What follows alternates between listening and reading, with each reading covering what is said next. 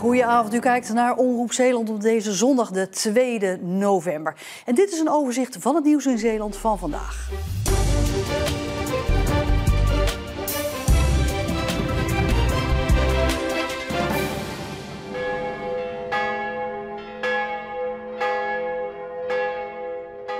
Op verschillende plaatsen in de provincie wordt dit weekend de bevrijding herdacht. De bevrijding aan het einde van de Tweede Wereldoorlog.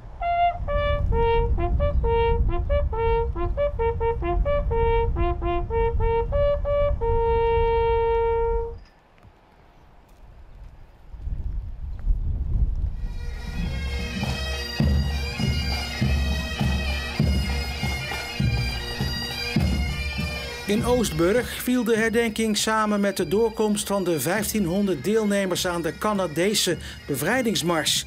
Die liepen van Hoofdplaat naar Knokke, de route die de bevrijders destijds ook aflegden. Is het nou alleen maar wandelen of doet het ook nog wat om te weten dat dit die route is van die bevrijders? Zeer zeker wel, ja.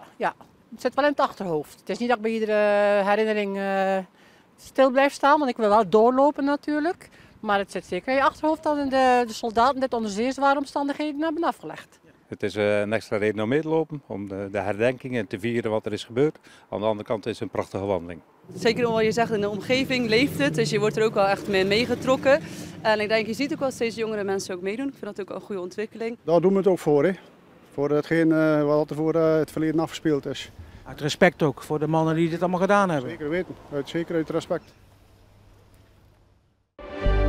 Bij een harde landing in de duinen is vanmorgen een paraglider gewond geraakt.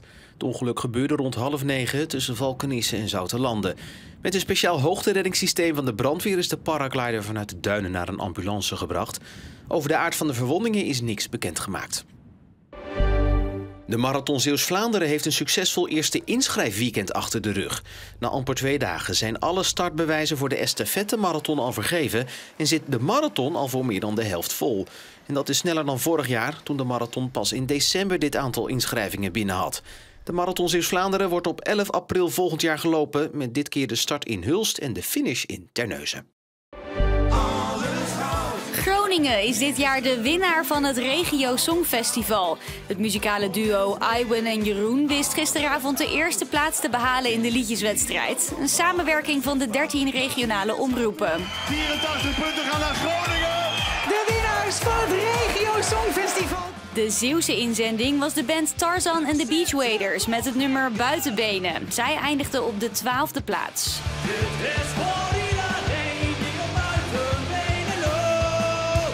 Terug in Zeeland is de band een beetje moe, maar zeker voldaan. Gewoon een goed feest. De sfeer zat er goed in de zaal. En dat was voor ons wel echt heel het belangrijkste, denk ik. De fans die er waren. En die één na laatste plek, daar zijn ze vrij nuchter onder. Het was een beetje teleurstellend, maar weet je, we hebben er ook op kunnen lachen. En we zijn in ieder geval niet laatste geworden. En dat was eigenlijk ons grootste doel, om niet laatste te worden. Nu dat doel bereikt is, kan de band het Songfestivalavontuur afsluiten en zich richten op de toekomst. Een nieuwe plaat aan het schrijven. En die gaan we begin zomer volgend jaar uitbrengen ongeveer. Ja. En dan gaan we zoveel mogelijk shows weer spelen. Een van die shows staat al op de planning. De Groningse vakjury heeft de band gelijk gevraagd voor een festival. Het is echt waar, Hoek staat bovenaan in de tweede divisie. Hoek mag zich voorlopig de beste amateurclub van Nederland noemen. De Zeeuws-Vlaamse ploeg gaat sinds dit weekend aan kop op het hoogste amateurniveau. Ja, heel speciaal. Ik denk dat niemand dat had verwacht. Dat wij als promovendus bovenaan stonden. Gingen staan nu. Dus ja, het is heel mooi. Iedereen is content. Ja, super blij. Een prachtig doelpunt van Robbie van Houter zorgde mede voor de 2-1 winst van Hoek op ACV. In een week waarin ook werd gewonnen van FC Eindhoven. We hebben het wel over de streep getrokken en niet vergeten nogmaals, er zijn jongens bij die hebben zoveel arbeid moeten verrichten deze week. Ja, dat is natuurlijk uitermate knap. Dus volgende week tegen Kozakken Boys is een fantastische wedstrijd. Dan kan Hoek de eerste periodetitel winnen in de tweede divisie. We hebben vandaag te maken gehad met het passeren van een buienlijn.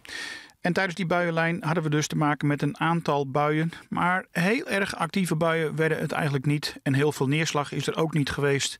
Het was dan wel vanmiddag enige tijd wisselend bewolkt. Terwijl deze ochtend er wat vaker opklaringen voorkwamen met wat zonneschijn. Vanavond is er nog een enkel buitje mogelijk, maar vannacht wordt het droog. Het is ook rustig en we krijgen brede opklaringen, waardoor het even flink kan afkoelen. De minimumtemperaturen komen te liggen tussen 6 en 9 graden. Morgenochtend is er nog even wat zon, maar overdag wordt het bewolkt en mogelijk krijgen we ook af en toe een paar spatjes regen. Waarbij de temperaturen morgen komen te liggen rond 14 graden. De dagen daarna lijken droog te gaan verlopen met temperaturen die ook iets kunnen oplopen naar circa 16 à 17 graden op woensdag en donderdag. Op dinsdag en woensdag blijft het droog met dus veel bewolking en vanaf donderdag is de wisselvalligheid terug. En tot zover deze zoals gebruikelijk kortere Zeeland Nu van deze zondag. Volg ons online voor meer nieuws uit Zeeland. Nog een hele fijne zondagavond en graag tot morgen.